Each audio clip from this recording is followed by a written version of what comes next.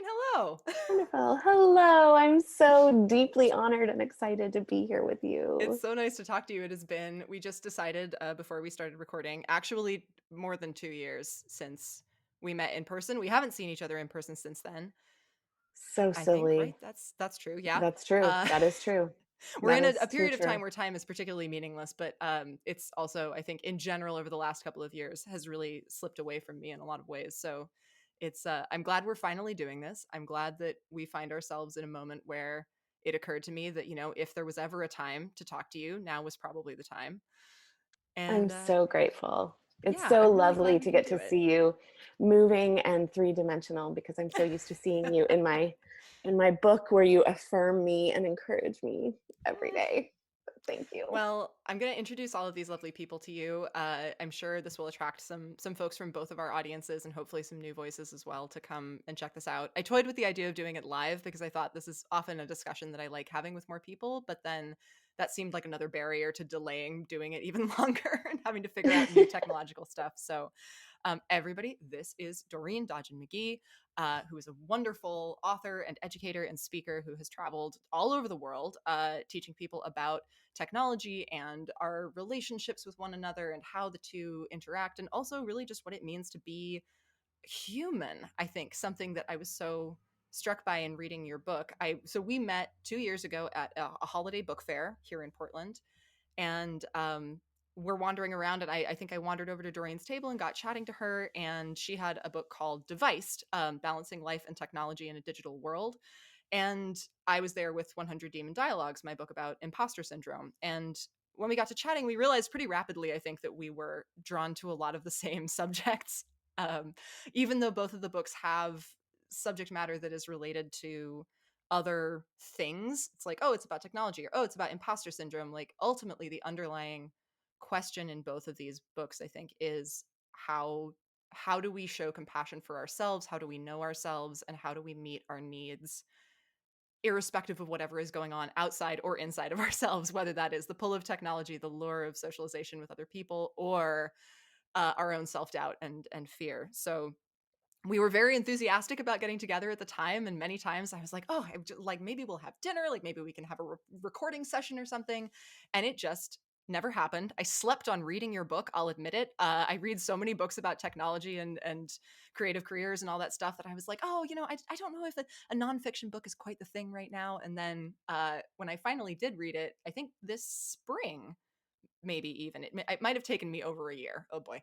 uh, but the minute I started it, I was like, oh, wow, it's so different. I mean, singing from the same hymnal in a lot of ways to books that I've been reading recently, which was also fun. Like, there were lines in there that felt like total thesis statements for books like Jenny Odell's How to Do Nothing, or like some Cal Newport stuff. Although I think he goes more into like digital minimalism as a trend, and that's less your bag. But anyway, it was just so apparent to me once I'd started reading the book, which looks like this for anybody who's curious. Ta-da! It's going to screw up my white balance temporarily. Um, it is just such a lovely collection of actionable items and prompts and compassionate statements on how to understand ourselves at a time when, especially now, we're more drawn into the digital world than ever. So that's a lengthy preamble. I'm so glad we're doing this. I'm so glad you're here. And Thank yeah, you. welcome. I'm Yay. so honored. Thank you. Thank you. Thank you. It's really a huge honor. And I have similarly deeply devoured and enjoyed your work. And I Oh, thank appreciate you. this opportunity so much Yeah, while I struggle the whole time with my own sense of imposter syndrome. of course, always, perpetually. So something that I thought, before we chatted today, it might be valuable to go check out your website and just see what you've been up to. And of course, you've been very busy. You are a person who speaks specifically to the anxieties that many of us find ourselves addressing at this moment in time.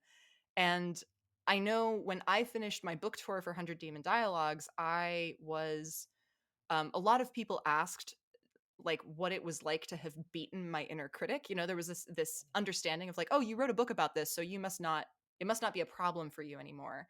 And you position yourself, quite accurately, I would say, as an expert in this field, as somebody who has a lot of wisdom and a lot of tools to share. And I was just curious if you could start off by talking about what what that's been like for you in this moment. You know, it seems like you're around the internet all over the place, writing articles for different outlets and sharing your wisdom. But what are the things that you find yourself still grappling with? Is there anything that's become harder in this particular moment? Oh, I think so much has become harder in this moment. One of the things that I notice is this huge divide, it feels like, between people's experience in this time, either feeling like they have too little stimulation and they are feeling the deep psychological impact of that, or people feeling like they have too much, so Hmm. perhaps parents who have now become home educators in addition Yeah. to working their full-time job, or I am working certainly probably double the hours I was working pre-pandemic now, and Yeah. this huge divide, and in a time in our country, in the United States, where we already were experiencing a huge divide, this feels even more divisive, and it feels to me very very important and complex, and I feel very aware at this time of how much I believe our technology and many other forces at work, capitalism, have kind of taken away some of our opportunities for learning how to deal with complexity, learning how to Hmm. wait, learning how to be calm, learning how to regulate ourselves, and learning how to really accept that we are not in control. And that there's a lot of complexity around coming to terms both with that and with what we are facing. And people, I find a lot, again, there's that divide, that there are a lot of Yeah. folks who are not ready to continue to delay, Hmm. to be able to handle the complexity. They just want it to either be we're in or we're out, done, let's go. And And right and now I, in particular, I've been so aware of how this is shifting over time that when quarantine first started in Portland, it felt like an immense gift for me and an enormous hardship for my housemate. And she's a very like textbook extrovert and has a lot of like outside the house stuff. I am a very I'm an ambivert. I'm a fake extrovert. I generally say that I, talk big game about liking to communicate with other people and be connected and be in community, but also I really just like being in my room. But it felt like I was given a gift of time and lack of expectation, which I generally associate with like artist retreats, or like going offline. It felt like being offline, even though I still had the internet, even though, we were still connected to everything. So I I found that at the beginning it was very freeing. And then for her, it was just like soul crushing. And then over time, she kind of relaxed into it and started watching movies and cooking a lot and having a nice time. And I, having finished the creative projects that I felt like I finally had time to do, sank into more of a like, oh my god, like what's going to happen, what is this, what are we doing here, like it's just been up and down, right? It's fluctuating for everyone. And one of the things that I've found really valuable to return to during all of this is considering this as I mean, I think a lot of the exercises and device have to do with taking time to sit with yourself, taking time to sit with boredom, taking time to, and as I was going back through it this morning, I was just thinking to myself, like, this is probably a really valuable moment for people to read this book in particular, because we do have this, it's not a no strings attached gift. It's the paradox of, exactly as you say, that like we have less to do than ever, but also more psychological weight and less control. Something that stood out to me so much from the book is this concept of internal and external loci of control. And maybe you could speak to that for a little bit, just to kind of summarize like how, because that as a concept was so striking to me, especially as somebody who has made a career on the internet out of, self-promotion and building a brand and connecting with an audience. And yeah, I would love to hear your summation of it, because I'm sure it will be more concise than mine. And then maybe we could talk about that a little bit. oh, I love that that resonated with you, because it's one of So the most hard. profound things. It is, and it's really, I feel like I started doing research and thinking about technology and ended thinking and talking about our relationship with our sense of self, or our Yes. relationship with ourself. And that's what I think I'm finding right now, is that, pre-pandemic, we were already spending 12 and a half hours a day with screens. And the way that researchers get to that statistic is that if you are multitasking, which 85% of Americans do, where you've got like a phone and your laptop or a tablet Mhm. and the flat screen, and you do that for an hour, that actually becomes 2 hours in the research, because the load on the brain and the body is so intense that Sure, the that makes researchers sense, had to yeah. control for it, right? So if we were spending that much time pre-pandemic, I think it's clear to say we're spending more now. Of course. And one of the biggest costs of that is that it not only do we just have the profound impact that our screen-based interactions create in us relationally and personally, um, physiologically as well in our Yeah, brain, but sure. also they rob us of these opportunities to look inward and to capitalize on opportunities for boredom. So Mhm. because we have these small devices that allow us to escape opportunities for boredom, we very frequently do that. We connect via our screens, we recreate via our screens, we communicate, we connect. It's just Yeah, we do all of it. all those things. We soothe. We tell ourselves we're Mhm. soothing ourselves with our screens. Um, but because we do that, we don't force ourselves to actually be still and quiet and tolerate those moments of boredom or those moments of stillness that force us to come back into ourselves and actually do a little bit of a self assessment. How am I feeling? Am I feeling kind of amped up and keyed up? What do I need? Do I really need one more episode of, I don't know, Whatever it The is, yeah. Bachelor or whatever it is? um, or or am I actually hungry for some moments of just connecting with myself and being still? And the But it concept that creates this. really like right at the start, I think really early on in the book, you shared this idea of like the boiling pot metaphor of like these, like pressure release tactics where you're and I think about this a lot just from an angle of personal growth. It's something I'm going through a lot of really just like challenging personal emotional stuff during quarantine, which has been I was talking to my housemate about it, and she said that she had read an article in the New York Times where Esther Perel, the relationship guru, had said something about how quarantine is really a relationship accelerator, and that things that were going to happen anyway are probably going to happen a lot faster because you are being put in a position where it's like there are really significant pressures that are being put on everyone involved. And I am so aware in my own life of I have a pretty touchy feely background. I have a therapist mother and, a therapy practice of my own. And I went to touchy feely hippie schools where we sat in circles and spoke from the heart and had councils and, all that stuff. And that has informed a huge part of who I am. But it's also, I think, a frustrating thing to be a self-aware, intellectually rigorous person and to still find yourself learning and growing. Somehow I was sold the notion that if I was smart enough, I would get to stop learning and growing at some point.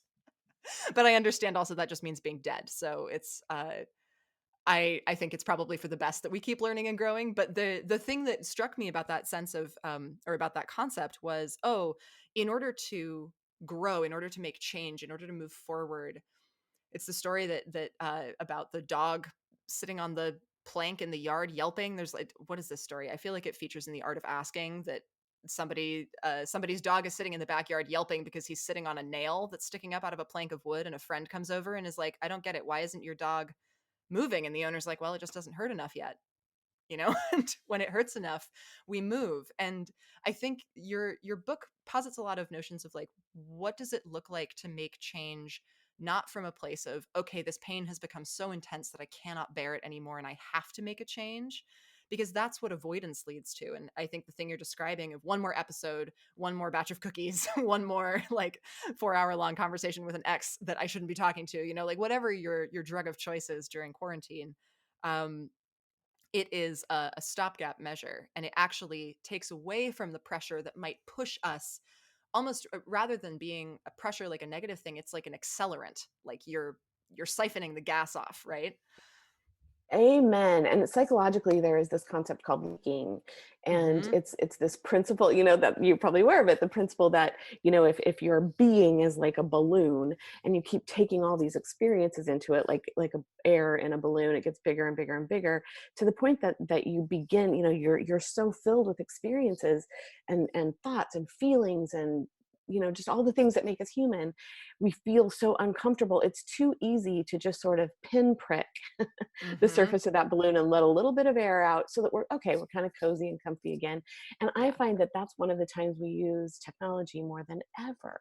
We use it to Absolutely. just Yeah. make us feel like, oh, I'm really lonely, so oh, just a few texts. Well, that doesn't really, that's leaking. It releases the pressure enough that we feel like we've kind of pseudo gotten a need met, but in reality it leaves this huge core that we haven't faced yet Mm-hmm. unaddressed. And that's where I go to, unless we are living from an internal locus of control where we can regulate ourselves, where we can soothe ourselves, where we can decide how we feel about ourselves in the world based on our own experiences and Yeah. the experiences of the trusted, maybe, others in our world, not just the anonymous others in our world. We Right. are at great risk of just either going on, like you said, either being in denial or numbing. That's another thing I find Mm-hmm. that we do. We numb with technology just like we do with any other drug or Yeah. substance. And it's And about, I yeah. think, talking about the locus of control concept is that it's kind of an offloading of responsibility, right? So an external locus of control is placing the power of self-validation in the hands of an anonymous audience or a group of other people on the internet. And the internal locus of control is understanding that you have the power to meet your own needs. And that's to a point, right? And that's I think why it's really relevant to be having this conversation right now. And maybe I'm curious whether like this moment is challenging aspects of your beliefs from this book, because I think a lot of it is about like, hey, if you are feeling itchy and you want to like leak a little bit of air out of that balloon, rather than posting something, which I realized this recently, I was like, I don't understand why it's so much easier for me to share something online that goes out to 10,000 people who I don't even necessarily really know, rather than talking to a trusted friend about it. Arguably, it should be easier to share something with a trusted friend, but somewhere along the way in my life, something has become very broken. And it is like way easier for me to share something online, which I think a lot of newer creators actually have the opposite reaction, where they're like, I don't want to share anything because somebody might not like it. And Yeah. I think there's a section, the section where I started actually just outlining whole pages in the book instead of underlining sentences, was when you were talking about external locuses of control and how that relates to building an online brand, because I think it is a devil's bargain that having an online community of people, every time we dedicate, I feel like I'm just trying to quote directly from the book because it stuck with me so much, but every time we dedicate energy and effort and practice to getting better at presenting an online persona, then other people buy into that persona. We still know in our heart of hearts that that persona is not the whole story, which is a perfect breeding ground for self-doubt and anxiety to take root and be like, well, if they really knew, like they just see the fake you, and if they really knew the real you, like, oh, nobody would like you. But it's so much easier to feed into that persona who is beloved, who is chipper, who is, connected, rather than to connect with people who you love and care about and whose disapproval is way scarier, rather than the disapproval of a relative stranger. Which is, That's right. And it's not frustrating. only, yeah, and not only disapproval, but also in some ways accountability. Sure. Those Yeah. people Yeah. who know the real us, they also know that we aren't this full persona and Hmm. may, kind of help us internally, either internally deeply remember that in a way that is uncomfortable for ourselves, or may call us out on some things Yeah. that could eventually make us actually grow and become much more healthy. But Heaven again, forfend. right. And and again, though, we are so used to, this goes to another thing that I love to talk about, we're so used to discomfort anymore.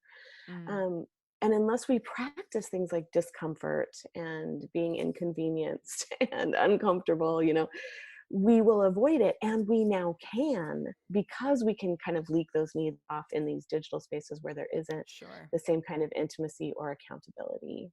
Yeah. So if you're talking about typically addressing those moments of anxiety or reaching out online or wanting to, lose yourself in a digital space rather than connect with another person, how do you feel like that is shifting in this moment when our only option a lot of the time, like something I appreciated about the book was this distinction between, it's not so much about just flat out like quantity assessment. It's not like Yeah. an hour spent on an educational documentary through Canopy from your library is different from an hour spent mindlessly scrolling Instagram hashtags. And like those two activities, which is one of the things that I think is a little misleading about talking about screen time, because right now, arguably, we're all spending far more time on our screens, as you've said, but it is still more that we're looking for more ways to connect. And I absolutely have attended Zoom poetry readings, for example, that have been nourishing and powerful and wonderful. And then I've also attended meetings or meetups that I'm like, this is sucking my soul out through my eyeballs. Right, right. Yeah, I think that one of the things that's coming to me as time goes on is that there are some things that I think we're beginning to understand actually can translate if we prepare appropriately Mm, for them into digital spaces and still have the same kind of meaning. yeah. One of the biggest things that I have been noticing and that I've been writing about is that this constant presence of an image of ourselves on the screen is Mm, really, really having a taxing effect, and is also, I think, in some ways, kind of affecting the way in which we communicate, because normally or in other times when we have been able to be in embodied connection with others, we may have you write about this, we the voice that is the constantly making us, self-monitor. Yeah. yeah, thinking about ourselves, but we don't have this visual physical evidence Right. that we Yeah. continue to kind of track with all the time, in such a way that really does make I think make a huge difference in our communication. Hmm. So I'm most of the time covering my own image. If it's a platform that I can't hide my image, I'm covering it with a sticky note on the screen, Oh, um, that's very clever. just just so that I'm not constantly kind of I don't need any help feeling like I'm probably an idiot or you or whatever it is, it's dumb or unattractive or not, make weird faces when I talk. Sure. Yeah.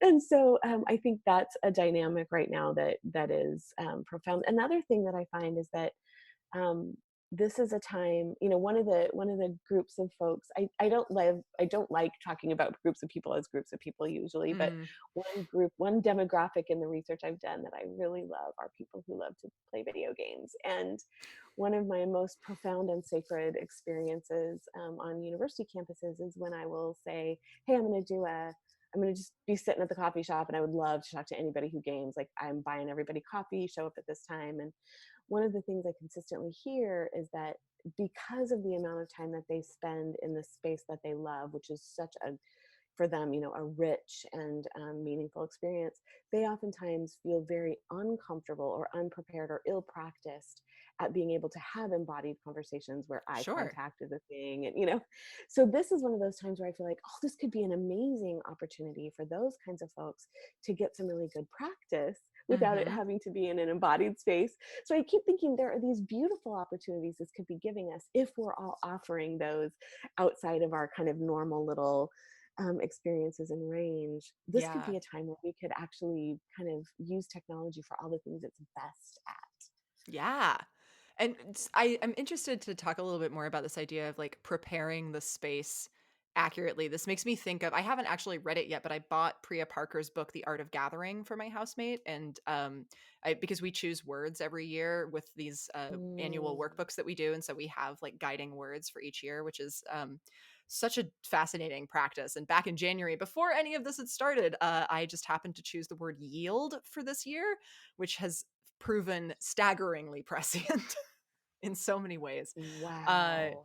but when she had picked gather for one of her words one year, and so I bought the Art of Gathering, and just from hearing her read the introduction aloud, I was really struck by this notion that Priya Parker has of like setting intentions for how and when you gather people, rather than just like, oh, we're going to have a dinner party, everybody come over.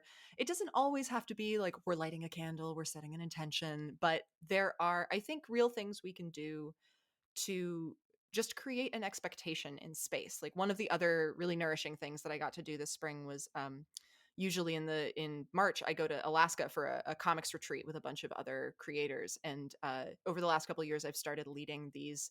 We just call it the big feelings talk because a lot of the breakout sessions are about professional development or about tools or practices, publishing, whatever. And I thought, like, what if we just had group therapy for artists? What if we just all had an opportunity to sit around and like this year we had to cancel going to Alaska, of course. So we weren't really sure what was going to happen, but the organizers very bravely decided to just move the whole thing online and attempted to do it remotely, which was new and different and kind of challenging. But I still ran the session with my friend Jared Green, and it was actually wonderful. But I Mhm. remember thinking, like, this is true every year, that it's not anything about how we're facilitating. It's just about like the mutual understanding of the purpose of that space. And then also like the degree of intimacy is dependent on the bravery of the participants. You know, if everyone showed up and nobody shared, it wouldn't work. So what are some ways that you Mhm. find it's helpful to foster intention in the spaces that we're connecting with people right now? Oh, I love that question. I would love to address it both digitally and geographically in our physical Yes. spaces. So digitally, I have been wanting to create some time, and now you're making me really want to do that. To actually put together either something in writing or something video to actually help people think about the way they create space in video Mhm. connections. I A lot of my volunteer work is with survivors of gun violence or parents who have incarcerated children, and Mhm. so I'm doing a lot of group kind of video times with those folks, and through that I have learned an immense amount. They have taught me so Yeah. much about just, you know, within video spaces. It's easy for the people who tend to step forward most comfortably to step forward more and more, and to be less likely to read the cues of those who aren't as likely to step up. So at the beginning of video meetings, it can be really helpful to remind people, if you're a person who typically steps up, maybe today try to step back Sure, as yeah. much as you can. Or even using Um, like Zoom's hand raising feature. I think we found that was yes. really helpful for facilitating those larger conversations. As much as I love having just like an organic, because the gaps, and I think you mentioned this maybe in one of your articles about this period in time of like try to pick a platform that has the least lag, because lag is actually it's a bunch of tiny discrepancies that add up to a greater cognitive load for a conversation that would otherwise seem, you know, That's right. frictionless. And That it's is I think that's a big exactly part of right. why we find it so draining, is that our it almost feels like the kind of mental fatigue you get from trying to make your way in a language that isn't your native language, that you're like semi fluent in. But that extra stress of like, oh, I'm trying to just like think about what everyone else is saying and translate it and figure out my own words at the same time, and I find myself exhausted in the same ways when I have video calls that are laggy or choppy or weird. Yeah, and sometimes, you know, the other night I was on a large call after or watching election results, and I kept trying to talk, and 3 or 4 people would talk over, and And then everyone finally you just stops and you're go, like, yeah, and then you just kind of feel like, oh, forget it, it's over now, you know, yeah, which is totally. The also moment kind has of passed. right.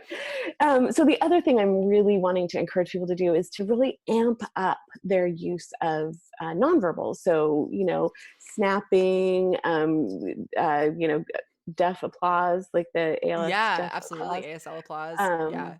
I oftentimes I use a lot of my hand on my heart, like, Yeah. oh, or, you know, but there are ways that we could create more intentional spaces. And the other thing I really am encouraging people to do is to add some kinesthetic sensory stimulation around yourself when you are in a video call, and maybe even sharing that with everybody. So encouraging everybody to bring a fragrant cup of tea or coffee, or like, hey, on our Zoom call tonight, let's everybody bring our essential oil diffusers up and diffuse some I'm reaching oil, or into my bag right now because right before I went into quarantine, one of the last purchases that I made was I went around the corner to the toy store on Hawthorne and bought 3 containers of Crazy Erin's thinking Crazy Aaron's putty. thinking uh, putty. Yes, because I was that's in a awesome. room at my therapist's office that we don't usually use a couple of months ago. And I think we had to reschedule. And so someone was using her space. And so we moved to a different office. And there was a huge container of this stuff in there.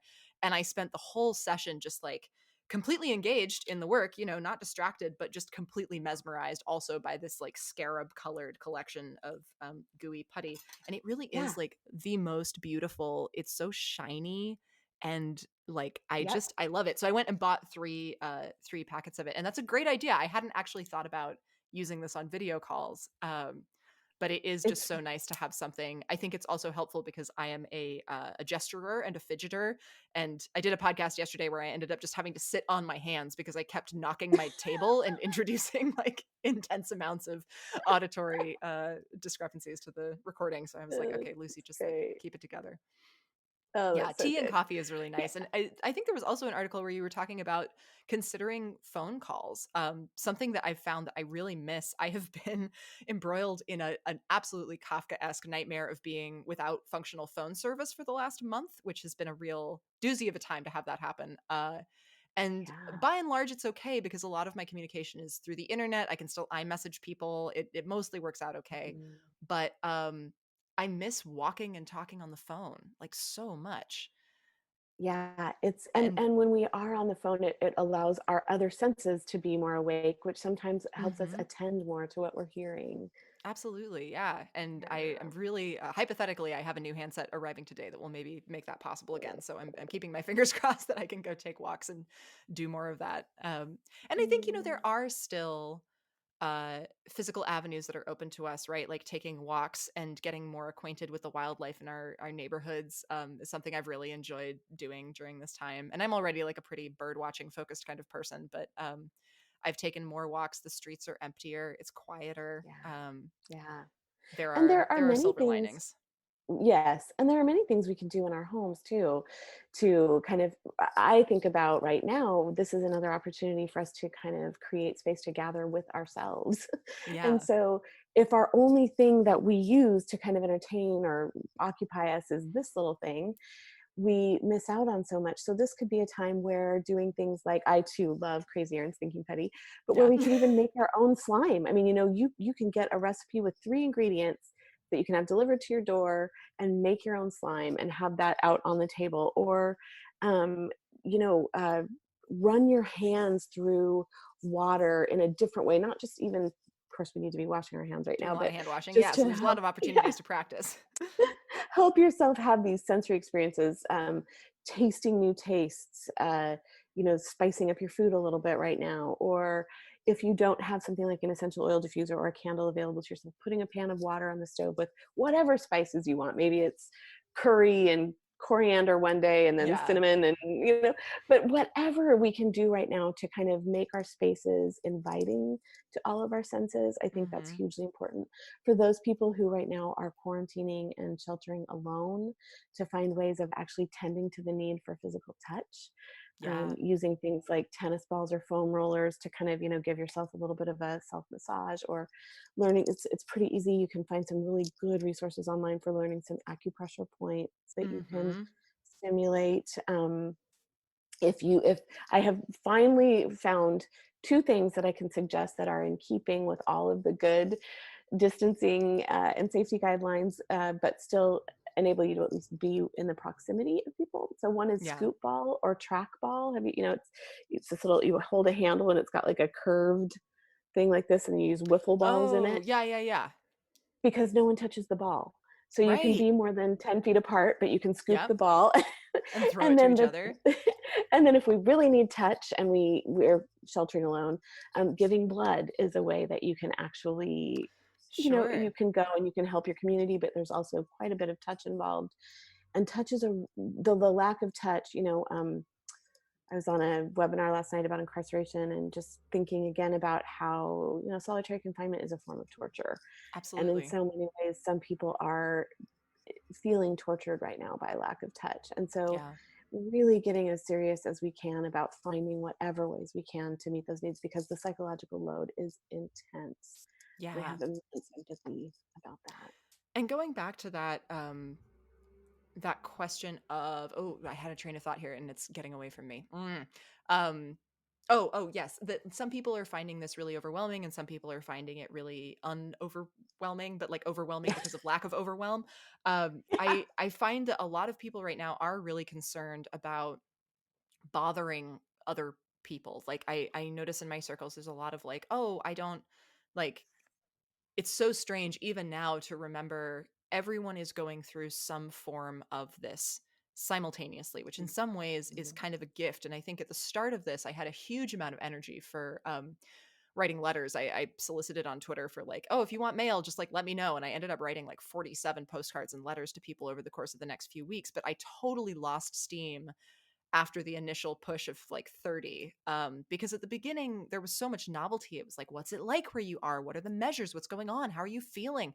And then a couple months in, it's like, hey, here we are, still miserable and frustrated, and like, and now I think we're entering an even more challenging phase of discrepancy. At the beginning it was like everyone is on lockdown, everyone is playing it really safe. Now it's like some places are starting to reopen, other places are not. Do you agree with the assessments that the places that are reopening are making for how safe it is to reopen? Like, people in your circles are getting frustrated, and so they're starting to take risks, and that makes you uncomfortable. And like, there are um a lot more opportunities now, I think, for disconnection, or like losing maybe some of that sense of, hey, we're all in this together and we're all going through some kind of similar thing. But I wonder about that, especially with friends of mine who are sheltering alone, of like, I want to reach out to people and also catch myself thinking those thoughts of like, oh well, they're probably, I don't know that I'm thinking they're probably busy, but like, But it's true, and you're talking about, something that is very real, and there's research from the areas of space travel, submarine life, and Arctic research sure. circles, and then, of course, incarcerated individuals, around this phenomenon that researchers have come to call it the third quarter phenomenon. And it's when you're Hmm. through kind of the novelty phase and the preparation and panic phase, then you're into the honeymoon phase, which is like, oh, I'm going to, write the next novel I or figured this whatever it out. is. Yeah. Yeah, and then we hit this third quarter phenomenon, which is what they call it. And the third quarter phenomenon is highlighted by agitation, irritability, depression, depressed mood, and a loss of morale. And I'm Wow. I know, isn't that interesting? And so I'm Yeah, spending a lot so of valuable time. to hear about. Uh, Like, anytime I yes, can contextualize any of this in the context of people have been through this before, what you were experiencing is normal. Like, you're not that's right. alone, and there's a name That's for it, right. even. Like, great. If there's a name for anything ever, it always makes everything so much easier. That's right. And anybody who's interested, I wrote a piece for Psychology Today last week on this, and I've got a lot of tips in there for each of those. But one of the Great. things I hear you talking about here is this idea of morale, and then but also the fear of not wanting to be too much, because we know people are Sure. agitated, depressed, irritated.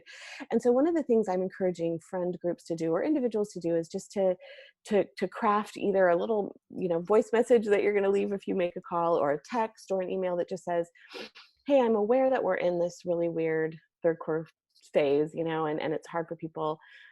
I you can either ask or offer, I need somebody that I can every once in a while just call literally for 5 minutes. Hmm. I promise you, all I need to do is just hear a voice and hear that I'm not going off an end somewhere. Yeah. Or I want to offer you that I can be your 5 minute person. and Yes. and that way, let's help each other with our morale by trusting that we can get these little bits of connection we need. And then if we need more, we can always say, hey, would you be open for another conversation a little later? But Yeah. let's make sure we're touching base in the ways that mean, kind of along the platinum rule, connecting with others as they would like to be connected with, not so much Yes. connecting with others as you wish they would connect with you. I love that. I've never heard that referred to as the platinum rule, but I have done a lot of work around like, hey, the golden rule is actually kind of garbage. Like, it's It is. actually It's the really source of a lot of heartbreak narcissistic. and difficulty. Yeah, because it's Yes. actually just not accurate at all. Like, you got to figure out what people need and then give Oh, it to them. yes. Yes. Yeah, Yeah. it's so true.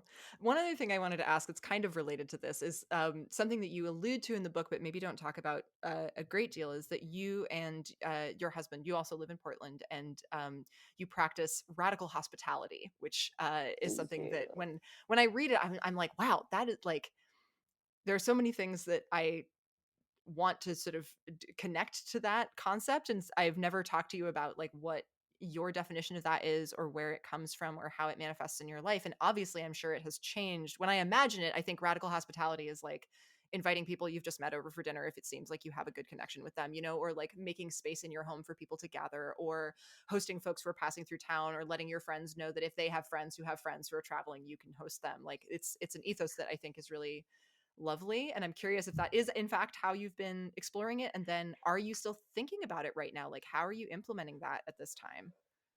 I love that that was meaningful to you. That means so much to me. Thank I you. spent a lot of my Um, gap year before I came to college couch surfing, and so the idea of radical hospitality as a concept is very appealing to me, that I'm like, I benefited from this yeah, hugely for a year. yeah. Well, I do think of it in the ways that you've mentioned. Like we do have a very open door policy. Sometimes, of course, pre-quarantine when I would come home, wouldn't be sure who would be here. People know where our hidden key is, or the door is not locked. Um, Right. and it also has to do with wanting to make sure that we hold our possessions very loosely. That if somebody needs something, we're willing to share and Mm, or give, or that's another piece of it. At the core of it, however, for me is um, a, a sadness around how much we curate our connections anymore culturally. mm, If people, so in my talks, oftentimes I'll have people get out their cell phones and we'll make categories of like race, religion, socioeconomic status, relative power in your in the current world or societal whatever. structure, yeah, Yeah, sure. right. And most people end up, and then you go through your cell phone contacts and check off where people meet, and most people look a lot like ourselves, right? Yeah, absolutely. And so for me, I was really deeply affected. I grew up in a home where we had lots of different people around all the time, and I feel like it really impacted me. And anymore, I feel like the more kind of homogeneous people's home lives and social connections are, it puts them in a place where the wildness or the fieriness of their life they'll find in digital spaces, where they don't actually have to bump up against all the discomforts of really connecting with people who are Yeah, different than absolutely. Or you. taking the risks of like maybe saying the wrong thing and then having a friend call you out and having to grow from that is like, yeah, scary. Right. And yeah, so I Pima Chodron, I read something of hers once that all of a sudden like it was like the sky opened up and it was like, oh, she put into words what I have felt. Oh And she God, she talks does that about so us. often. Oh, I know. So she talks about sacred circles, that everywhere we walk, we have this circle around us. I always think of it as like kind of like a hula Sure. hoop. Anything Popular that notion these comes, days. yeah, exactly. Anything that comes into that sacred circle to teach us something.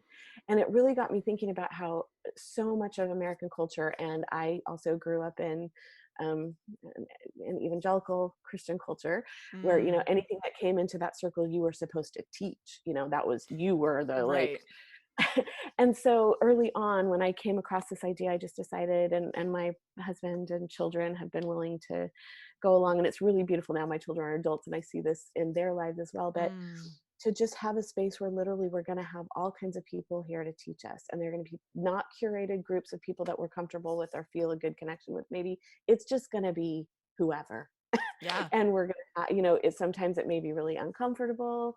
Um, I wrote once a long time ago about a conversation that happened on my front yard between a Muslim pizza delivery person and my dad, who was a Russian Orthodox monk, and my good friend who was coming over to visit at the same time, who worked for Planned Parenthood.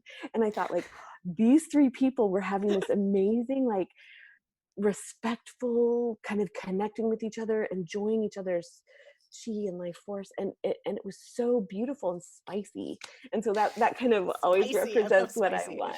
Yeah, it's kind of this delicious spiciness of like, ooh, I don't really agree with you, and yet maybe we can have this conversation in a way that we can respect and find connection to each other's humanity. So that at Sure. its Yeah. essence, that's what I think of as radical hospitality. That's so lovely. Yeah, I think that that is really relevant right now in some ways, even to consider, people having different approaches to risk tolerance during all of this, and like the hula hoop concept that has been coming up in both mine and my housemates' therapy practices. We have different therapists, but there's a similarity here in their methodology of considering like your personal hula hoop as your internal locus of control. That like everything That's within right. the hula hoop is your responsibility, and then as my therapist said the other week, it is disgusting how little control we have over the people that we love, which So true. just like really got me. And I keep thinking about it and it makes me laugh every time. Like, it is disgusting. God, we just like, we're sold this lie that we should be able to be good enough or capable enough or like just anything enough to have people do what we want in order for us to feel safe and to have our needs met and like to do exactly what we need all the time. And it's simply not true. Like, we can never I think we grasp for certainty in so many ways. I know I personally have been very attached to it in my own life, along many different axes, and Yes. I am trying to grow more comfortable. And this is that progress of like always learning and growing, where I feel like as soon as I dismantle one attachment of, um, I grew up having moved when I was 2.5, which was something that I remembered and was really traumatized by, and found that when the house that I grew up in from 2.5 to 16, 17, when I moved out, um, that my parents still live in, was such a precious place to me. And anything that threatened the stability of that, I mean, to the point when I was a kid of like, no, that pile of garbage has always been there. You can't move the pile of garbage. It's part of my home. Which was like, okay, this is perhaps advancing to a point of unhealthfulness. Uh, and I think there's some things that have happened over the last few years that have led to me taking a slightly gentler approach to holding that space. And it's so tempting to think like, ah, yes, I solved my attachment to permanence. And it's like, no, that's not, that's not how being It's human going to works. come Like, up again tomorrow, right? absolutely, yeah, it is going to latch onto something else, and then it's going to be there, and like it just never stops. I've been reading this wonderful book called The Salt Path, by Rainer Ooh. Wynn, which is a memoir about this woman and her husband who lose their home of, I think, 20 years. They'd lived in this farmhouse in Wales, and right after they lose the house, her husband is diagnosed with a terminal illness. They have no money. They just decide to go walk the coastal path route around the southern edge of Britain, because there's nothing else for them to do. And I'm about halfway through. It's very compulsively readable and like devastating, but also filled with so much humor and heart, and this Mm. like real, I actually wanted to grab it. Oh, let me see if I can find this passage, because when you were talking about just embodiment and like thinking about uh having this connection to the land, um Mm. let's see, what is the right paragraph. She talks about being a farmer and a farmer's daughter, and being connected to this sense of wilderness and nature. And she says, as a child, I was sent to the field to collect an ewe and her newborn lamb, to carry the lamb for the ewe to follow, to bring them both safely to the shelter. I picked the lamb up, but realized the ewe was about to give birth to a second. So I waited, lying on my back in the wet spring grass, clouds rushing overhead, the ewe only feet away giving birth as the first lamb found its feet. I knew then that I was one with everything. The worms in the soil, the clouds in the sky, I was part of it all, within everything, and everything was within my child's head. The wild was never something to fear or hide from. It was my safe place, the thing I ran to. Our land gave Mm. that to our children, growing like saplings in the storm, bent by it but strengthened at the core, rooted but flexible and strong, running free in the wind but guided by it. Now our land was gone. Would they keep what it had given them? I'd feared I would lose it, that tie to reality, when our land was lost. Sitting in the grass, wet air rushing past, roaring overhead, the dangerous, self-willed, uncontrolled, wild strength of the wind filled me up. Caught by the storm, held up, bonds rebound, chelated, released, regained. I could never lose it. I was as much the storm as I was the dry dust and the high-pitched call of the oyster catchers. All material things were slipping away, but in their wake, a core of strength was beginning to reform. Mm. Isn't that so beautiful? That is She profound. is such a wonderful writer, and it's Wow. there was something about, and I thought about it last night. I was before I had read that passage, but we have a tiny postage stamp of a backyard, and had dinner outside last night. And it's been gray and stormy the last few days in Portland, but last evening there was a moment of sunshine, and the wind was high, and the trees are all leafed out, and I was just standing there, like feeling the wind on my skin, and Mm. we'd worked out, and so I was basking in that like endorphin glow, and just had this moment of such profound peace, which is something that feels so impossible right now, to I'm grasp so at certain glad you were times. so in your body that you were able to have that moment, though. It is That so is much the thing profound that and helps. I mean, beautiful. more than Mhm. anything right now, I think it's so, I love the idea of putting spices in boiling water and just like letting that letting that be your budget aromatherapy. It's so good. Seriously, yeah. I just am all about trying to find ways that we don't have to buy into capitalism.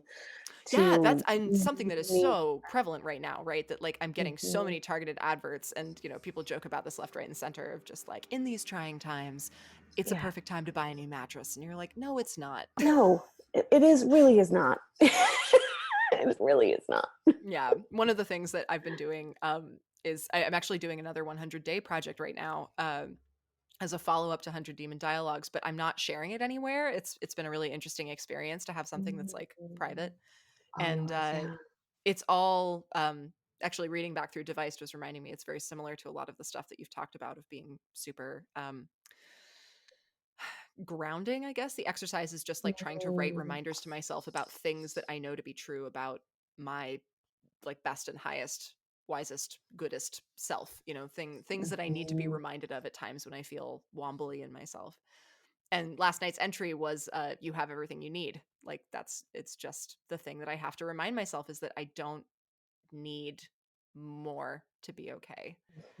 Mhm. And Mhm. that's absolutely just threaded so far throughout your book of like it's not even that we need more classes or more learning or more, and this is a very Buddhist concept too, right, of Mhm. Mhm. Mhm. it's enlightenment is not something you have to seek. And that's I've read more and more about Zen Buddhism the last couple of years and seeing that schooling of just like a monk says something absurd to you and then punches you in the head and then you're enlightened. Like there's this, I can't remember the name of the particular like concept or school that's based around, but it is Yeah. intrinsic to that feeling of like, oh yeah, you just like it's already here, Right. which is just totally at odds Be with capitalism at large. Uh-huh.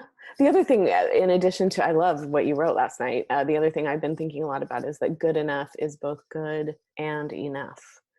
And Mm, that right now in this time where we just have it, this is a time we don't know how to get through, and we're all in that weird third quarter phenomenon. So good enough is good and yeah.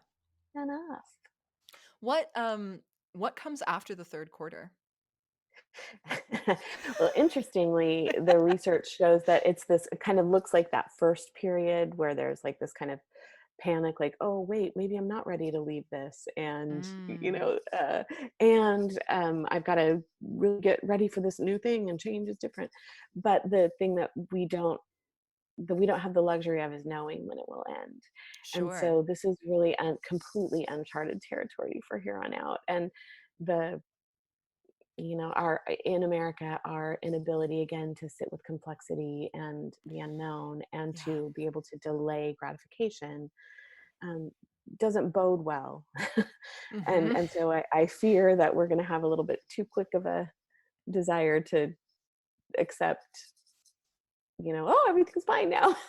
Yeah, yeah, And there's a big temptation to go straight back to that. yeah, But I think also I've had a lot of conversations with friends recently about, we both hope for a reopening and also recognize that if and when it comes, there is going to be a really major adjustment period to kind of overcome this trauma of, understanding even our closest friends as dangerous. And yeah, it has just overlaid some really challenging parallels, I think, onto personal relationships of like, well, if somebody chooses to go outside the sphere of safety, then that person has to be physically ostracized. And like, what a yeah, metaphor to be grappling with at a time like this for, if you want connection, but like have to be distant from somebody. It's really I can't imagine that that transition will be easy as much as we yeah. yearn for a return to normalcy. I know in myself that I am going to have a really hard time not constantly worrying in the back of my mind about like, wait, but am like how do we know? Mm. Which is so interesting to Right. go back to thinking about the world previously where it's like we came into contact with people all the time and talked and laughed and spat particulate all over each other and like didn't wash our Mhm, hands and mhm. did Right, whatever else. And, right, by and large, people were okay. I mean, I almost wonder if like germ transmission across the board is going to drop after this because people are just going to be more right. mindful. Yeah, yeah. Very Who well could knows? be. Who can say? Mm, But mm. it's a strange time. It And I'm is. so glad to have the opportunity to talk to you. And Me I'm sure too, everybody thank else you. is also likewise grateful, and I seriously hope that they can all go out and buy your book. What Um, is there a particular like local bookstore that you want to shout out or champion, or a place that people can get your book that is most beneficial to you? I'm super open to uh, plugging that stuff. oh, I just really am encouraging everybody to buy from Powell's right now. I would love for Yeah, Powell's to live and thrive through this time, and they're doing a really great job with shipping, and so they can do international orders, and I'd perfect. love, yeah, love to plug them. Yeah, that is the thing I will put into the description. And where can folks find you online if they want to keep tabs on what you're writing about or how you're guiding Oh, folks thank remotely you. through all Yeah. this? You have a bunch of amazing video, like webinar offerings too, I think, which if people are more Yeah. inclined to watch stuff, I know my capacity for reading books really tanked at the start of all of this, and Yeah. which is distressing. I'm a big reader, and suddenly I was like, I don't have the attention. No, this is probably yeah, not the best time to read something dense or research based. Yeah, But my website, so DoreenDM.com is a great place. And right at the top of the homepage, it says, Doreen's COVID tips or something. So that's where I'm putting perfect, any articles or anything that relates to that. So, and perfect, Instagram is the other place where I tend to try to post some self-soothing ideas and um, tips for getting through. perfect. Well, thank you so much for taking the time to do this, Doreen. It's such a pleasure to talk with you, and I'm excited to go through and write up the rest of my notes from the book just to sort of have as an archive. Because even paging through them this morning, I was like, "This is so valuable." Oh, Lucy, thank you. I'm so really deeply honored and so grateful for the work you do in the world. It's Thank so you. important. Thank you so much. Mm. All right, I'll see you really soon. I hope I'm going to stop the recording, Okay. and we'll have a little postscript together. Bye. Lovely.